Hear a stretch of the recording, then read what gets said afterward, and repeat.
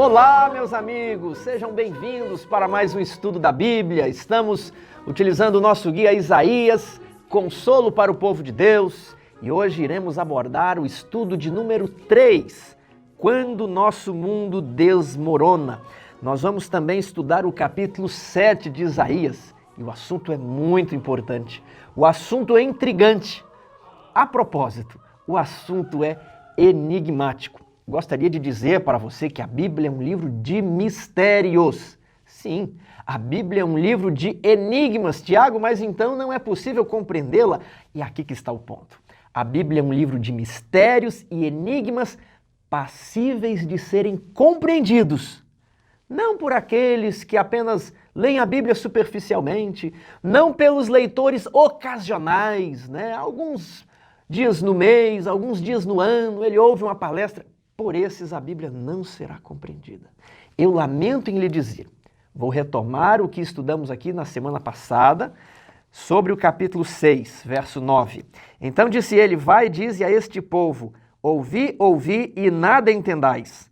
Vede, vede, mas não percebais. Olha só, o povo iria ouvir a palavra de Deus, mas não entender. Por quê? Será que isso aconteceria com todo mundo? Torna insensível o coração deste povo, endurece-lhe os ouvidos e fecha-lhes os olhos, para que não venha ele a ver com os olhos, a ouvir com os ouvidos e a entender com o coração, e se converta e seja salvo. Nós vimos que esse texto é a mensagem daquela visão. E isso foi repetido nos 4 evangelhos, no livro de Atos e no livro de Romanos. Então essa mensagem ela tem um significado muito grande para mim e para você. A Bíblia não foi feita para curiosos. É claro que eu sou curioso, mas eu digo aqueles curiosos que só tem aquela vontade de dar uma olhadinha e já tá bom. Eu só queria saber como é que era mesmo. Ele não tem muito interesse em se aprofundar. Ele é um leitor superficial, ocasional. Na primeira dificuldade, ele é capaz de dizer que a Bíblia é um livro contraditório, que não é passiva de ser compreendida, que é um conjunto de mitos, lendas, histórias sem sabedoria. Ele prefere os filósofos, aqueles que falam de maneira mais rebuscada. E aí os discípulos perguntaram, Senhor, por que tu fala em parábolas? Para que nós não fisguemos os peixes errado, Pedro. Jesus estava ensinando eles a serem pescadores de homens.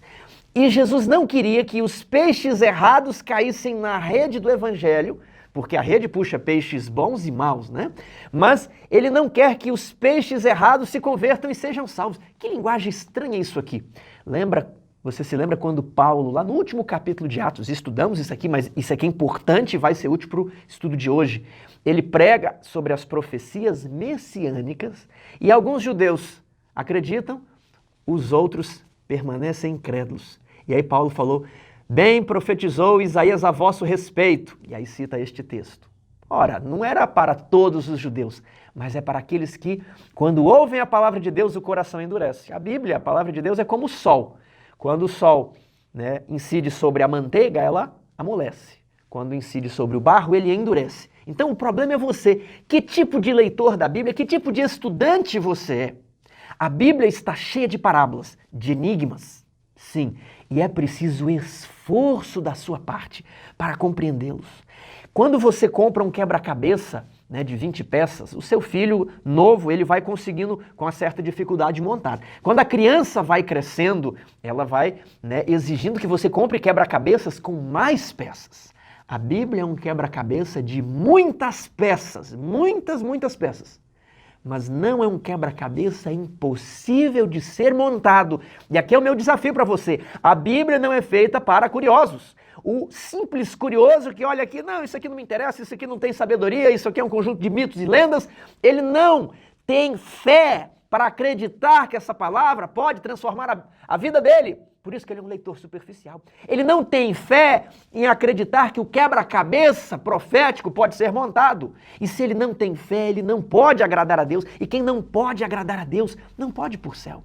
Nós somos salvos pela fé. E quem não tem fé não é salvo. Você está compreendendo a importância de estudar esse livro para destravar a parábola, para decodificar o enigma, para completar o quebra-cabeça. E é por isso que nós precisamos ler e ler e ler e ler, porque esta palavra é a sua vida. para decodificarmos, entendermos isso aqui e conseguirmos a vida eterna, depende que busquemos esta palavra todos os dias, de manhã e de noite. Depende de você, pai, que passe isso para o seu filho ao deitar, ao acordar, ao caminhar, ao assentar-se.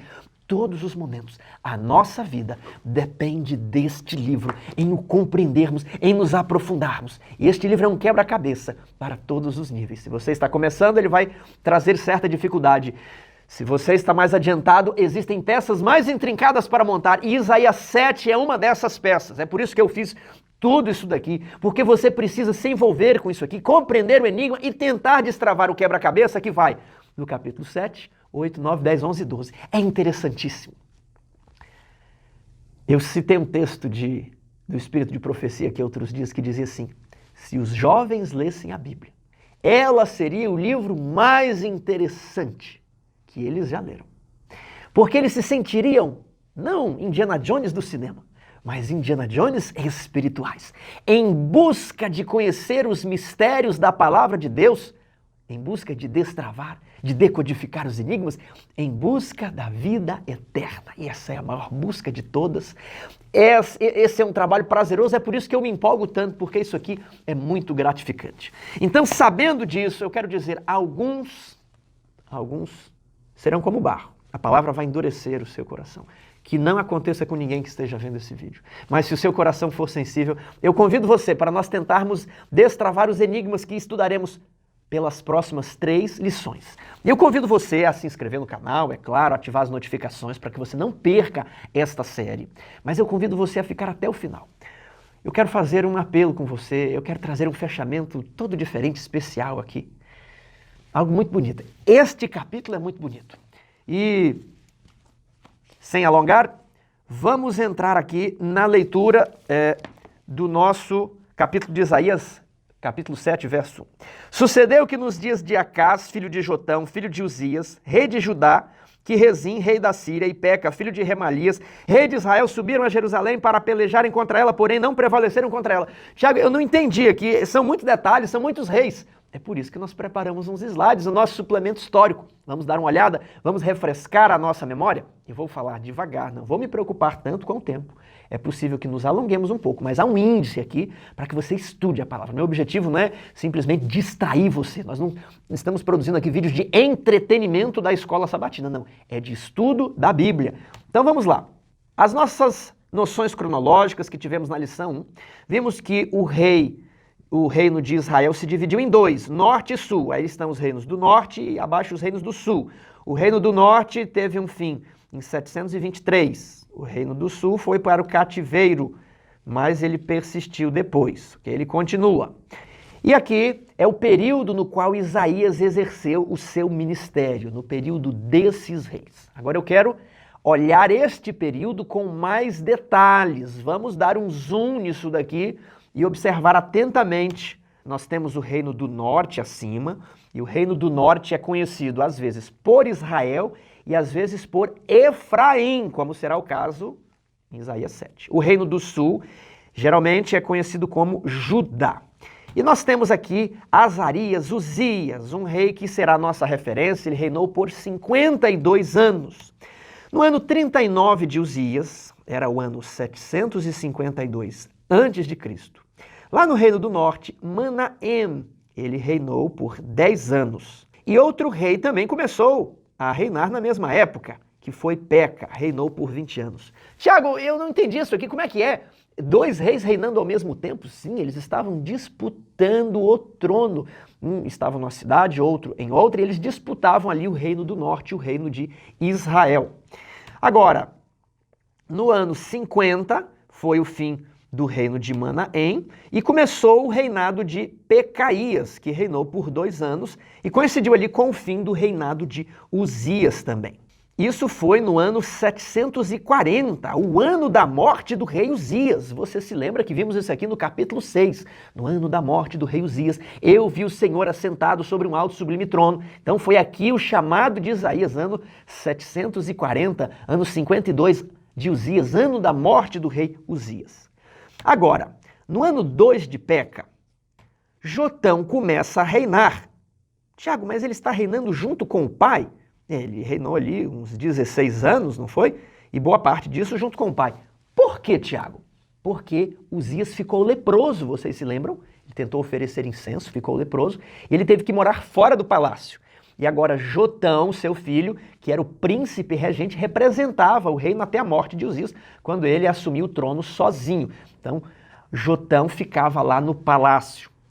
Temos que lembrar que Uzias foi um bom rei. Ele fez o que era reto perante o Senhor. Ele tinha um formidável exército, teve muitas conquistas. E a Assíria registra que ele era um grande líder da coalizão anti-assíria, ali na região Sírio-Palestina. Jotão também foi um bom rei. Jotão também era um rei contrário à política assíria na região, assim como os demais países. Jotão ficou velho e esse período em pontinhos representa a corregência entre Jotão e Acás. Ali no ano 17 de Peca, que é o ano 735 a.C., Acás começa a reinar como príncipe regente, uma corregência entre Jotão e o seu filho Acás. Isso durou até 732, quando Jotão morreu e Acás reinou só. O total do reinado de Acás, contando com a corregência, foi de 16 anos. E esse período aqui é importante, vamos retornar já já. Agora, Oséias, ele começa a reinar ali depois da morte de Peca e ele reina por 9 anos.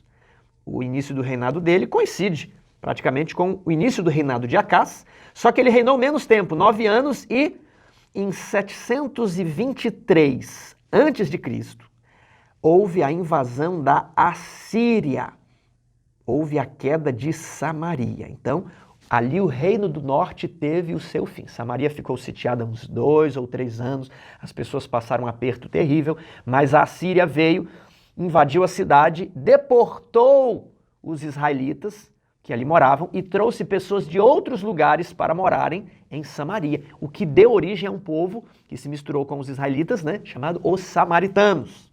Agora, vamos olhar aqui que Ezequias, filho de Acás, reinou em seu lugar, né, por muitos anos, e que no ano 14 do seu reinado, o que aconteceu?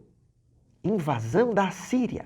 Era o ano 701, quando Senaqueribe e ali o seu oficial Rabsaqué cercaram Jerusalém. E essa história nós estudaremos em Isaías 36 a 39. É uma história fabulosa, é uma história incrível. Então você vê que a Síria ataca primeiramente o reino do norte e depois ataca o reino do sul. O que aconteceu? Fique aqui conosco que depois eu conto. Agora, veja só. Qual é o período importante aqui, Tiago? Dos anos 735 a 732, esse período da corregência, né, ali entre Jotão e Acás, é o período do capítulo 7 aqui de Isaías. Veja só, Peca, ele havia consolidado o reino do norte, ele era rei sozinho. E lá na Síria, que eu gostaria de chamar de Arã, reino de Arã, porque lembra daquela cidade lá de Arã, onde moravam os parentes de Abraão? Arã, né? Os arameus, que falavam aramaico, ok? Vamos pensar em Arã, para a gente não ficar confundindo com Síria, Assíria, aí você não sabe se eu falei Assíria ou Assíria, fica tudo confuso. Então vamos chamar de reino de Arã. Quem era o rei de Arã? Rezim. E aí você tem Rezim e Peca, né? Rei de Arã e rei de Efraim. Então esse é o período onde Isaías começou seu ministério e logo houve essa crise no reinado de Acás. Então aqui estão os países da região, vamos limpar aqui, deixar um pouco mais clean para percebermos os personagens da nossa história. Uzias foi um bom rei, foi um rei anti-assíria. Depois nós temos Jotão, que também foi um rei contrário à política assíria na região. E Uzias, e possivelmente Jotão, eles eram os líderes da colisão desses países que estavam ali no corredor sírio-palestino e que resistiam à influência da Assíria na região. Só que quando morre Uzias, morre Jotão e Acás começa a sua corregência, Acás manifestava uma política pró-assíria. Ele era favorável à política de expansão assíria. E a Síria estava se expandindo para o norte, estava se expandindo para o sul. E Acás talvez pensou assim, olha, eu vou apostar no cavalo que vai vencer essa batalha. Talvez as pessoas aqui estão resistindo, mas no futuro a Síria vai se tornar uma grande potência. E se eu fizer a aposta certa agora, eu serei recompensado no futuro. E qual foi o destino de Acás? Fique conosco aqui na história. Só que outros países ali começaram a atacar Judá. Os filisteus que estavam no ocidente atacaram Judá por ali. Os edomitas também atacaram Judá pelo leste. Só que o mais ameaçador era a aliança de Efraim, Israel, o rei Peca, e a ameaça, né, a coligação que ele tinha com Arã, Síria, e o rei se chamava Rezim. E aqui é o panorama do nosso verso 1 do capítulo 7 de Isaías. Perigo vindo do norte, aqui também é a parte de domingo, que é crise aterrorizante o rei Acasa enfrentou no início do seu reinado, a crise que nós acabamos aqui de descrever. Ele falou, não, eu vou ser pró-Síria, e aí ele se vê cercado de inimigos, todos contra ele, principalmente uma colisão de Efraim, rei do norte, e de Arã, Síria. E agora, qual é a lição dessa história para nós? É isso que nós vamos descobrir lendo os próximos versos de Isaías. E já passamos para segunda-feira, tentativa de interceptação. Verso 2. Deu-se aviso à casa de Davi. A Síria está aliada com Efraim. Então ficou agitado o coração de Acaz e o coração do seu povo, como se agitam as árvores do bosque com o vento. Percebeu aqui a linguagem poética de Isaías? Percebeu a beleza, a força, né? Você percebe o vento, a tempestade agitando, e aqui o coração do povo, ele usa a metáfora, agitou-se como as árvores no bosque diante de um vento tempestuoso. Todo o livro de Isaías vai ser assim. Perceba a beleza nas figuras.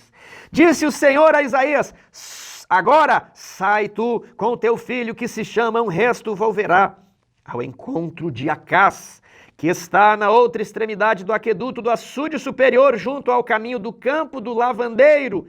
E diz-lhe, esse campo do lavandeiro, perto desse açude, nos faz crer que o momento de encontro foi ali próximo, no Vale de Cedron, que está entre o Monte das Oliveiras e entre o Monte Sião.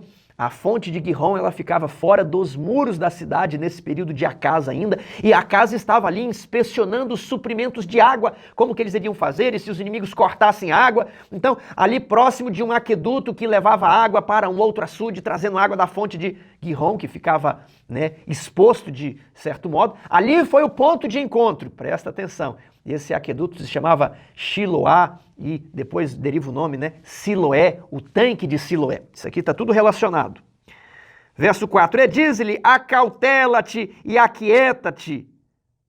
Não temas nem te desanime o teu coração por causa destes tocos de tições fumegantes. Por causa do ardor da ira de Rezim e da Síria e do filho de Remalias, que é o rei Peca. Porquanto a Síria resolveu fazer-te mal, bem como Efraim e o filho de Remalias, dizendo, subamos contra Judá e amedrontemo-lo e conquistemos para nós e façamos reinar no meio dele o filho de Tabiel. Nós não sabemos quem é esse aqui, mas possivelmente alguém que seria alinhado à política anti-assíria. Assim diz o Senhor Deus, isto não subsistirá, nem tampouco acontecerá. Mas a capital da Síria será Damasco, ou seja, eles não vão tomar isso aqui, a Síria vai ficar no seu lugar, Efraim ficará no seu lugar. Final do verso 9. Se não crerdes, certamente não permanecereis. Fique tranquilo, haverá um livramento, Acaz. E eu fico me perguntando, que tipo de rei era Acaz? Uzias foi um rei que fez o que era reto perante o Senhor, apesar de ter escorregado no fim da vida. Jotão fez o que era reto perante o Senhor. Agora Acaz se vendeu para fazer o mal. Acaz praticou toda a espécie dos pecados que eram comuns aos reis do norte, aos reis de Israel. Ele construiu altares a outros deuses, ele levantou ídolos e ele sacrificou o próprio filho no fogo, no vale de Inom. Ele sacrificou não só um filho, como diz o livro de Reis, e o livro de Crônicas diz que fez passar os seus filhos pelo fogo. Acaz era um rei ímpio, Acaz era um rei mau. E aqui está uma lição. Mesmo quando o nosso mundo desmorona por causa das nossas escolhas e dos nossos pecados, não é o fim. Deus possui uma palavra de consolo, mas não é uma palavra assim, vai dar tudo certo. Não, é uma palavra, confia em Deus.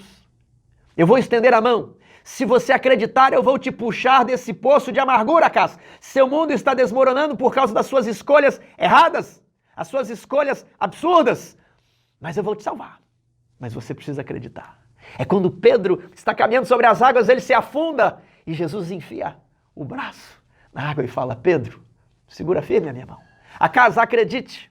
E agora nós estamos entrando no núcleo aqui do capítulo, né? Vamos entrar na parte de terça-feira, vamos ler o verso 10.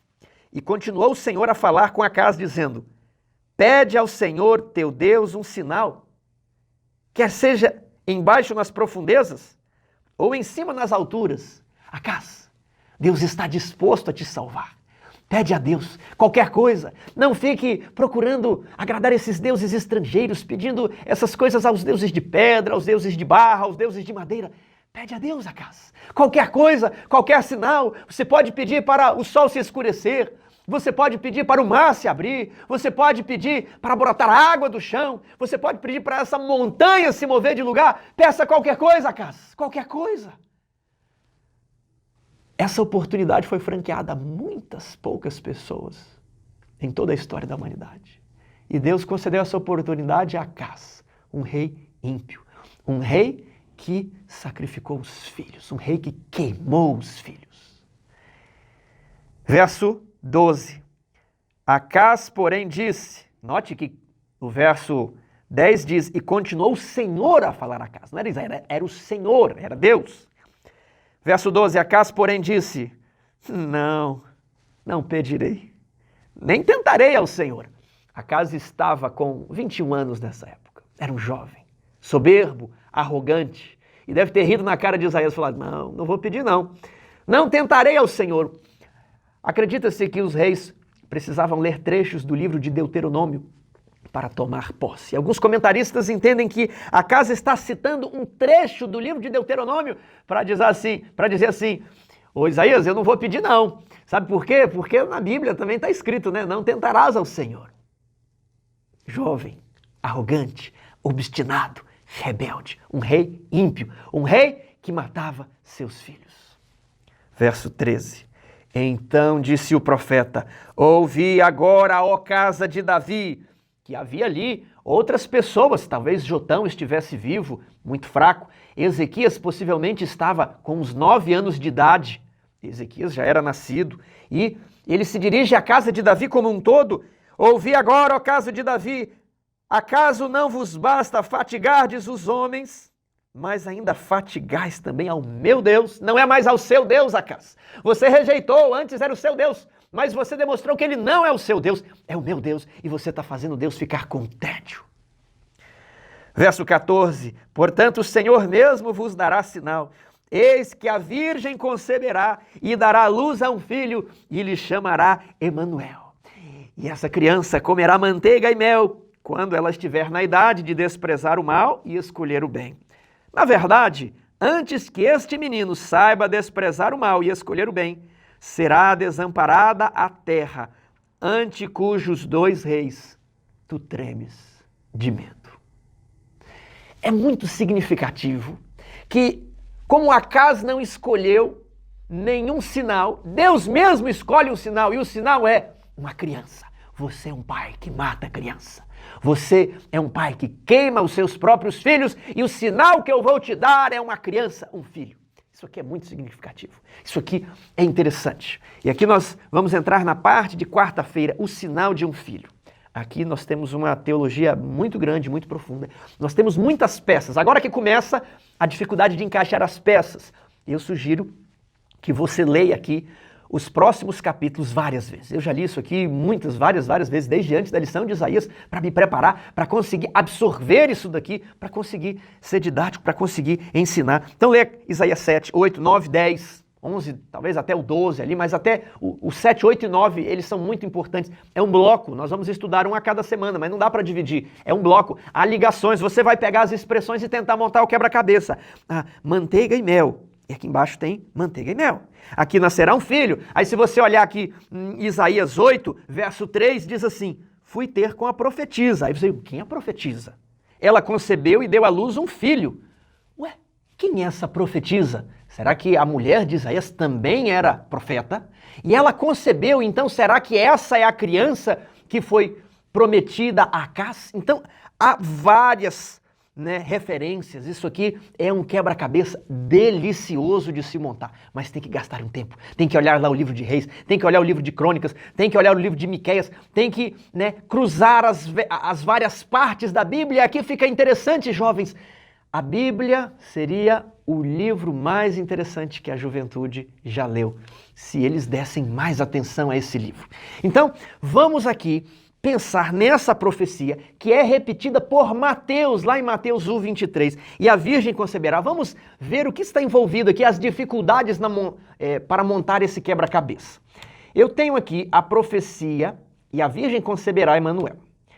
Eis que a Alma conceberá. Isaías 7,14, que foi escrito em hebraico, utiliza a palavra Alma. Alma, eis que a Alma conceberá. E o que é Alma, Tiago? Alma é moça em idade de se casar, mulher jovem até nascer o primeiro filho. Então, apesar de ser uma donzela, uma mulher jovem, não significa necessariamente que seja virgem. Tudo bem? Então, Isaías não utilizou a palavra virgem comumente utilizada no hebraico para virgem. Ele utilizou eis que a Alma conceberá. Agora, a Septuaginta, que é uma tradução do Antigo Testamento para o grego, está assim: eis que a Parthenos conceberá. Parthenos, porque foi traduzido para o grego. Então já não estão usando mais Alma no hebraico, mas Parthenos do grego. E o que significa esse vocábulo? Vejamos aí, Parthenos. Virgem ou mulher solteira.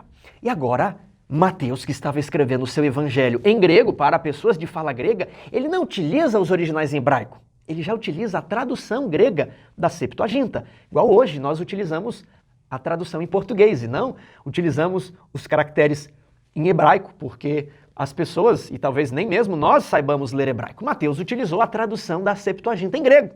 E aí ficou assim: eis que a Parthenos conceberá. Mateus 1:23. O Novo Testamento foi escrito em grego. E o que é Parthenos? Virgem ou mulher solteira. E é traduzido hoje, eis que a virgem conceberá. Mas qual que é o problema aí? Isaías não necessariamente quis dizer virgem, porque ele escreveu Alma. Tiago, para ser virgem tinha que ser o quê? Virgem está mais ligada a Parthenos, que em hebraico seria, veja aí, Betulá, virgem ou garota madura a quem nenhum homem conheceu. Então, Betulá se encaixa muito bem para o perfil de Maria, uma virgem, Parthenos. Agora, o sentido de Alma, ele permite uma pessoa que já foi casada, mas que ainda não tem filho, ou uma jovem na idade de se casar, que pode ser virgem ou não. E aqui vamos imaginar agora o diálogo entre um judeu e um cristão sobre este assunto. Veja aí. Havia profecia de nascimento virginal? Pergunta o judeu nesse diálogo hipotético. O cristão responde: sim, havia. Então, a criança como sinal para Acás nasceu de uma mãe virgem? E o cristão responde: não, a criança que nasceu nos dias de Acás não nasceu de mãe virgem.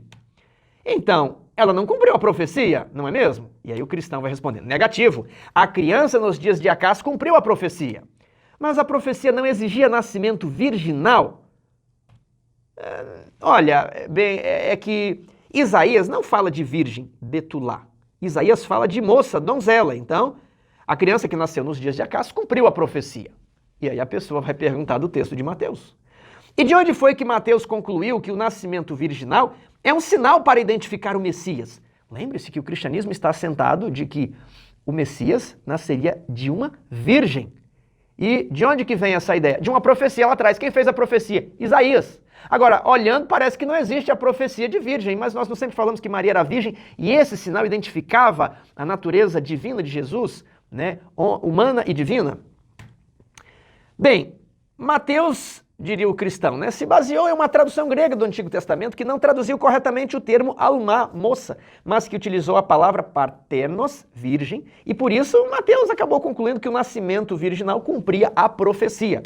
E aí o judeu pergunta: então não existe profecia de nascimento virginal? E o cristão, apertado, né, não sei. E esse diálogo hipotético pode muito bem ter sido vivido muitas vezes ao longo desses 2000 anos entre cristãos e judeus. O que eu quero que você compreenda é que esse é um ponto difícil.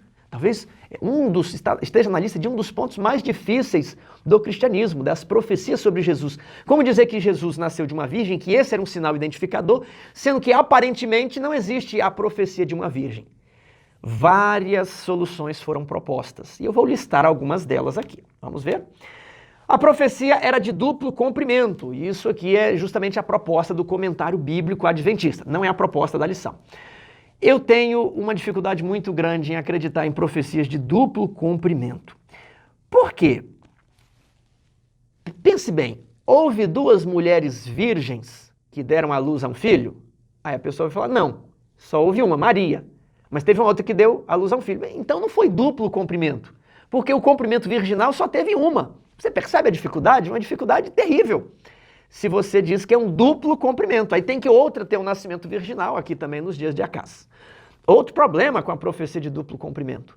Esse é o princípio, na verdade, é o princípio apotelesmático de Desmond Ford, que diz que, na verdade, o comprimento original era aquele lá dos dias do Antigo Testamento. Depois a gente encaixa uns comprimentos aí, mas não era a ideia pretendida pelo autor. A ideia pretendida pelo autor era só o filho de Acás. A ideia pretendida pelo autor lá de Daniel era a purificação só do templo ali em Jerusalém. Não tem esse negócio de purificação de templo no santuário celestial. Então, a profecia com duplo comprimento, ela é complicada por isso. Você tem que cumprir a mesma coisa duas vezes. Então, eu não acho essa solução satisfatória. Tudo bem? Eu quero mostrar aqui para vocês realmente a coisa como ela é. Eu não quero passar a impressão, olha, isso aqui você resolve assim, né? A gente faz uma gambiarra qualquer, a gente força um texto aqui, força um texto ali, e aí a gente coloca isso na cabeça dos outros. Não, a gente precisa ser transparente. Não podemos utilizar argumentos que não sejam inteiramente retos. Vamos para a segunda solução. A profecia se referia a uma criança nos dias de Acás, apenas. Então, era só uma criança para os dias de Acás. Jesus existe, Jesus nasceu, é profeta, mas é pela profecia do capítulo 9, não pela profecia do capítulo 7. Ali no capítulo 7 é a profecia para Acás. Aí você fica, né, com a dificuldade. Como explicar Mateus 1:23? Que Mateus 1:23 entende que é essa referência para Jesus. Então eu acho que essa solução também é complicada. Terceira solução. A profecia se referia ao nascimento de Jesus apenas. E não nasceu nenhuma criança ali nos dias de Acás. Não é o filho de Isaías, não é o filho de Acás. Você tem que entender que ali na hipótese 2, né, quem é a virgem? Quem é a Almá? Alguns entendem que a Almá era esposa de Acás, alguns entendem que era uma outra donzela do palácio, e alguns entendem que era a mulher de Isaías e que o filho é o filho de Isaías. Por quê, Tiago? Olha que o quebra-cabeça é complicado. Veja aqui, Isaías 8, verso 3. Fui ter com a profetisa, ela concebeu e deu à luz a um filho. Então me disse o Senhor, põe nele o nome de rápido despojo, presa segura. Ah, Tiago, quase que você, né, me assustou aqui. Eu já pensei que esse filho seria Emanuel, né? Mas ainda bem que a Bíblia diz que foi posto o nome nele de rápido despojo, presa segura, né? Talvez era uma criança que nasceu junto com o Emanuel ali daquela época. Olha agora o verso 8. Penetrarão em Judá, inundando e passando por ele, chegarão até o pescoço. As alas estendidas do teu exército cobrirão a largura da tua terra, ó Emanuel. Peraí, quer dizer então que ele, depois de falar do filho de Isaías, tem um trechinho e fala, ó Emanuel, será que o Emanuel é o filho de Isaías? Você entende porque muitas pessoas acham que esse Emanuel é o filho de Isaías? E essa virgem Almá seria a esposa de Isaías, que era muito nova. Isaías era jovem naquela época. Tudo bem. Então, alguns acham que não houve criança aqui, nem filho de Acás, nem filho de Isaías, nem filho de ninguém, e que essa profecia se refere apenas a Jesus. Essa é a proposta da lição, aqui na parte de quarta-feira. Quem é essa mulher? Ele até trabalha, né? Alguns sugerem que seja Ezequias, mas Ezequias já tinha por volta de uns 9 anos nessa época, né? Um parto, ele vai colocar, você veja os últimos capítulos aqui, mas ele vai sugerir que Jesus é identificado como Emanuel, nascido miraculosamente de uma virgem ali nos dias do Novo Testamento. Agora, por que então eu acho essa solução complicada também? Porque se você lê o contexto aqui, parece que não é um sinal ali lá para os dias de Jesus. Houve um sinal nos dias de Acás. É todo trabalhado um texto aqui de que quando essa criança soubesse discernir entre o bem e o mal, que na tradição judaica é por volta dos 12 anos. Aos 12 anos Jesus foi levado ao templo, aos 12 anos ocorre o Bar Mitzvah, que é a passagem da infância para a vida adulta. Então, por volta dos 12 anos, a terra ante cujos 2 reis, Acás tremia de medo, seria desamparada. E daqui a pouco você vai ver o que vai acontecer. Então, há várias relações aqui da manteiga e mel que a criança comeria como resultado do que aconteceria na terra. Então, parece que houve uma criança ali naqueles dias, né? Nada nos indica que ela só se referisse a Jesus. Quarta solução. Como Acás não acreditou, a profecia foi postergada até o nascimento de Jesus. Essa aqui é uma solução criativa. Agora, a Bíblia não fala nada que a profecia não aconteceu, mas também a gente não sabe quem foi a criança, né? Um ponto parecido ali com a posição 3. Agora, a quinta, que ela é muito difundida entre os cristãos, é assim. A profecia se refere tanto a uma criança nos dias de Acás, como ao nascimento de Jesus. Então, é uma combinação da posição número 2 e do tópico 3. Então, o Emanuel de Isaías 7 seria um tipo, vai trabalhar com tipologia do Emanuel do Novo Testamento. Então, realmente nasce alguém ali para Acás, significando liberdade, significando esperança. Nasceu uma criança ali, e essa criança, ela representa, ela é um tipo, ela seria um símbolo. Não mais a profecia, mas a criança seria um símbolo do que aconteceria por ocasião do nascimento de Cristo. Essa é uma postura um tanto quanto difundida. Eu, particularmente, tenho uma inclinação por essa postura, mas ela não explica tudo. E a questão do nascimento virginal, então, como explicar o texto de Mateus? Eu quero dizer que eu não tenho uma resposta assim, olha, é isso para dar para vocês. E talvez muitos teólogos também não tenham, né? Alguns trabalham com a parte linguística do Alma, do Betulá, né? Mas o que eu quero dizer é que a resposta não é simples. Eu não quero passar algo que seja uma gambiarra, vamos dar uma forcinha aqui para a gente justificar esse texto para Jesus. Eu creio em Jesus, eu creio que Mateus utilizou aquilo. Mateus talvez está vendo algo que nós não estamos vendo. Mateus montou o quebra-cabeça que nós ainda estamos tentando montar. É isso aqui que eu quero mostrar para vocês. Por isso o estudo da Bíblia, por isso aquelas palavras ali no começo. Andaram 3 anos com Jesus e não montaram algumas peças, mas depois Jesus, né, explicou o que constava dele nos profetas, na lei e nos salmos, e abriu-lhes o entendimento, e talvez a mente de Mateus se abriu, ele compreendeu isso aqui. Certamente isso aqui fala do Messias. Eu quero mostrar para vocês os textos que eu já li. Ali a profetisa, né, concebeu. Agora, veja o verso 18 do capítulo 8. Eis-me aqui e os filhos que o Senhor me deu, filhos para sinais e para maravilhas em Israel. Olha, eis-me aqui os filhos. Então Isaías tinha 2 filhos com nomes diferentes, né? Um resto volverá, rápido despojo, presa segura. Para que querer esses filhos? Eram sinais. Será que havia mais um terceiro, o Emanuel, que eram filhos para sinais? Sinais para um rei que queimava e matava e sacrificava crianças? Isso aqui tudo é muito significativo. Agora, veja o capítulo 9, verso 2. O povo que andava em trevas viu grande luz. Qual povo? Aquele da parte da Galileia que foi destroçada pela Síria. Agora eles viram grande luz, né? Qual grande luz? Verso 1. Olha, no caminho do mar, além do Jordão, Galileia dos gentios, onde Jesus começou o seu ministério. Então, essa é uma profecia messiânica. Nós só não sabemos montar todas as peças. Isaías 9, 6.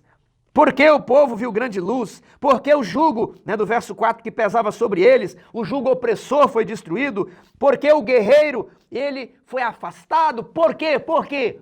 Verso 6, porque o menino nos nasceu, a profecia de um filho, o sinal, o menino nos nasceu, um filho se nos deu, o governo está sobre os seus ombros e o seu nome será maravilhoso, conselheiro, Deus forte, Pai da eternidade e príncipe da paz. Então aqui é um quebra-cabeça, é uma criança que nasce e nós precisamos estudar a Bíblia para que quando Jesus vier, não aconteça conosco o mesmo que aconteceu com a igreja judaica. Esperavam o Messias, mas foram confundidos. Esperavam o Messias de um jeito, ele veio de outro.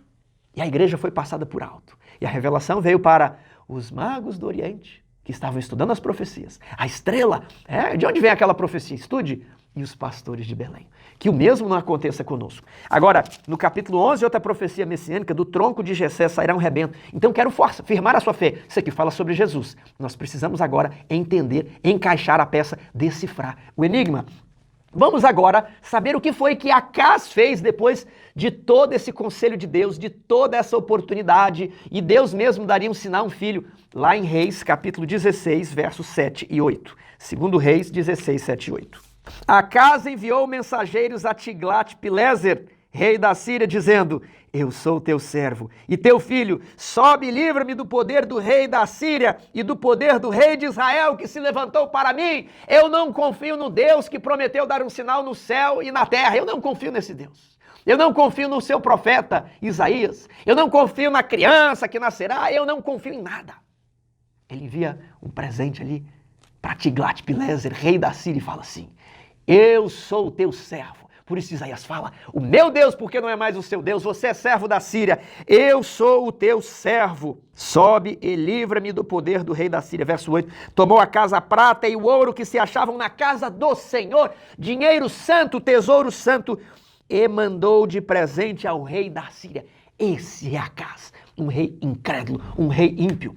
Veja agora o que aconteceu. Judá estava cercado por todos os lados, mas então o rei da Síria atacou os filisteus. E depois a ameaça de Edom também se desfez.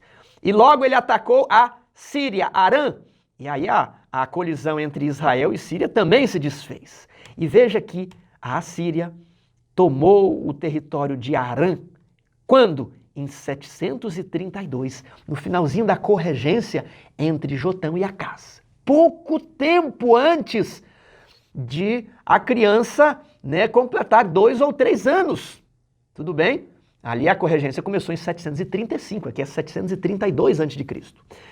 Depois, a Síria também tomou o reino do norte, Israel, Samaria, em 723 a.C., mais ou menos uns 12 anos após o encontro com Acaz. E talvez Acaz pensou: eu apostei no cavalo certo, eu sabia que eu sou um grande político e eu faço os cálculos políticos muito bem.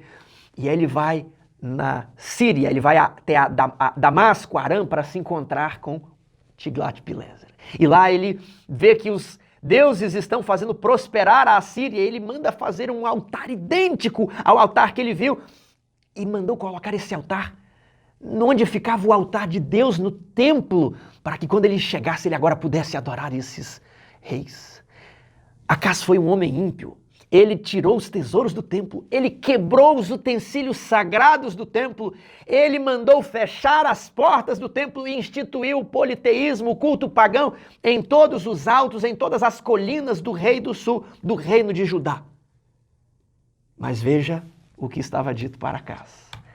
Veja aqui Isaías 7, verso 14. E a virgem conceberá e dará luz a um filho, lhe chamará Emanuel. E esse Emanuel comerá manteiga e mel quando souber desprezar o mal e escolher o bem. Na verdade, antes que este menino saiba desprezar o mal e escolher o bem, será desamparada a terra, ante cujos 2 reis tu tremes de medo. Mas o Senhor fará vir sobre ti, sobre o teu povo e sobre a casa de teu pai, por intermédio do rei da Assíria, que ele achou que era amiguinha dele, dias tais quais nunca vieram, desde o dia em que Efraim se separou de Judá. Porque há de acontecer que naquele dia assobiará o Senhor as moscas que há no extremo dos rios do Egito.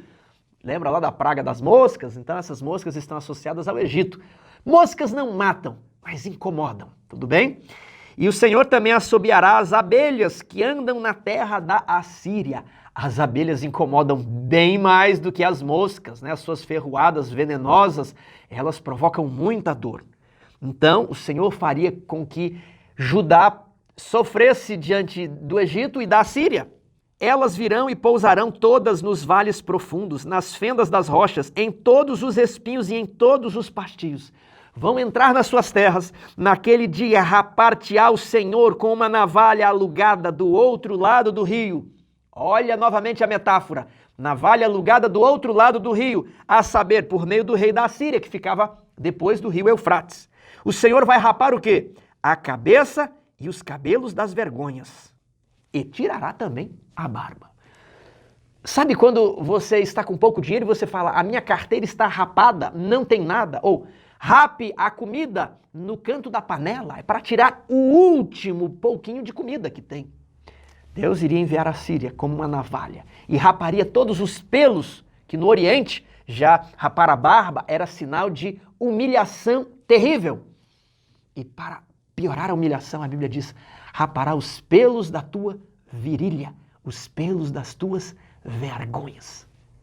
Sabe quando a pessoa está em dificuldade e fala, eu estava tão endividado que eu tive que dar até as minhas roupas, eu tive que vender até as minhas roupas íntimas para pagar a minha dívida. Essa seria a situação que Judá encontraria. O mundo estaria desmoronando e ficaria pior por causa da incredulidade de Acaz. Essas seriam as consequências da atitude de Acaz, de não aceitar o sinal de Deus e de confiar no rei da Síria. Eu sou o teu servo, e arrancou os tesouros do templo e os deu ao rei da Síria. Ele logo descobriria que a Síria não estava querendo fazer amizade com ele, mas se aproveitaria de toda e qualquer situação. 21. Naquele dia sucederá que um homem manterá apenas uma vaca nova e 2 ovelhas. E será tal a abundância de leite que elas lhe darão, que comerá manteiga e mel, comerá todo o restante no meio da terra.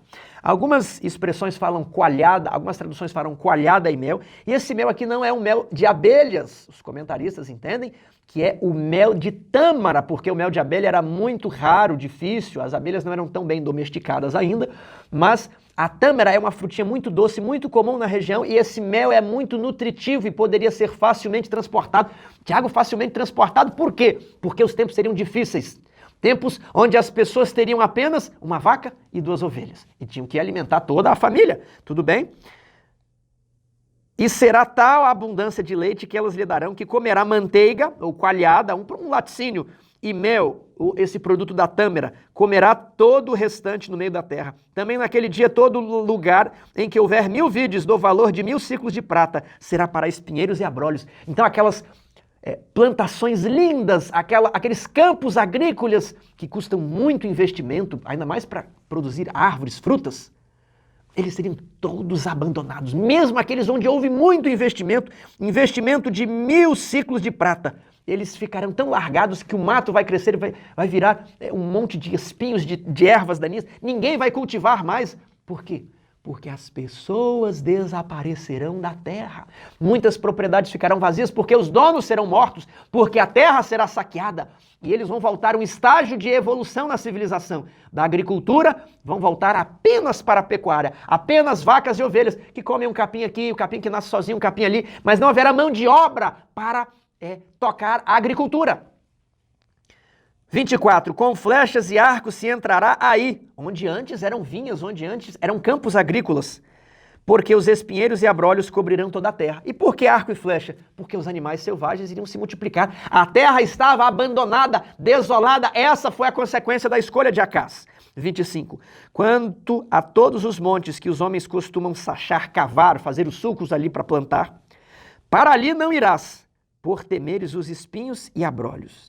Serão para pasto de bois e para serem pisados de ovelhas. A terra ficará tão abandonada, que onde antes se praticava agricultura, virará bosque. Lá é bosque, aqui no Brasil seria floresta, Mata Atlântica, floresta amazônica, ia crescer muitos cipós, árvores, capim, mato, espinhos, que não é possível você passar por ali. Lá é uma outra agricultura, mas a mensagem é que a terra ficaria desolada por causa das escolhas de Acaz. E qual que é a questão aqui? Quinta-feira, Deus conosco. Qual que era a mensagem? Apesar das consequências de Acaz, Deus não abandonaria Judá. Deus, Emanuel, não é apenas Deus conosco, mas Deus que está presente. Ele, o nosso Deus, está conosco. E eu gostaria de terminar aplicando este texto na história de uma pessoa que presenciou toda esta cena. Uma pessoa que conheceu muito bem Acaz e conheceu muito bem Isaías. E essa pessoa é Ezequias. Ezequias viu a maldade do seu pai. Ezequias viu como o seu pai sacrificou os seus irmãos. Sim, Ezequias. Ezequias viu como o seu pai, ele desdenhou das águas de Siloé e preferiu as águas do rio Eufrates. E ali Ezequias, ele coloca as águas para dentro da cidade. Nós vamos estudar isso ainda. Nós vemos como Ezequias se prepara para esses dias que foram profetizados, como Ezequias fortifica as cidades, como Ezequias clama a Deus no momento de angústia e fala: Senhor, o sinal que o Senhor deu, Emanuel, eu venho cobrar essa promessa. Deus está conosco. O Senhor queria estar com o meu pai, mas o meu pai sacrificou os meus irmãos, o meu pai preferiu os reis deste mundo, o meu pai preferiu adorar os ídolos de deuses que não são nada. Mas eu escolho Emanuel. Eu escolho Deus conosco. E quando ele passou aperto por essa situação aqui, que nós vamos ver no capítulo 36 a 39, ele reclama a promessa, Deus conosco. Eu não quero ser como meu pai, eu quero confiar em Deus. E a primeira mensagem aqui, meu amigo, não importa se você cometeu muitos pecados, se você é como Acás, que até mesmo praticou o assassinato. Deus ainda estende os braços e as mãos para você. Ele convida você a se arrepender. Não importa se você veio de uma família complicada como a família de Ezequias, um pai que matou os irmãos. Ezequias viu os seus irmãos morrerem na guerra, os que restaram. Ezequias viu toda essa desgraça da invasão de Peca e de Rezim, porque eles em um só dia mataram 120 mil homens, porque Acás quis confiar na Síria. Eles levaram 200 mil pessoas cativas como escravas e Deus se interpôs para que a situação não se agravasse ainda mais, mas a terra ficou desolada e Ezequias cresceu nisso. Mas Ezequias escolheu bem. Ezequias escolheu confiar em Deus, confiar nas promessas ditas por meio de Isaías. E se você vem de um contexto ruim, terrível, existe esperança para os que crescem em um contexto emocional devastador. E Ezequias é a sua esperança. Ezequias é o seu modelo de que é possível vencer. Quando Ezequias já estava com os dias avançados, ele ficou doente. Isaías falou, põe a tua casa em ordem. Você foi um bom rei, você cumpriu a sua missão e você vai morrer. Sabe o que Ezequias fez? Ezequias orou. Orou para quem?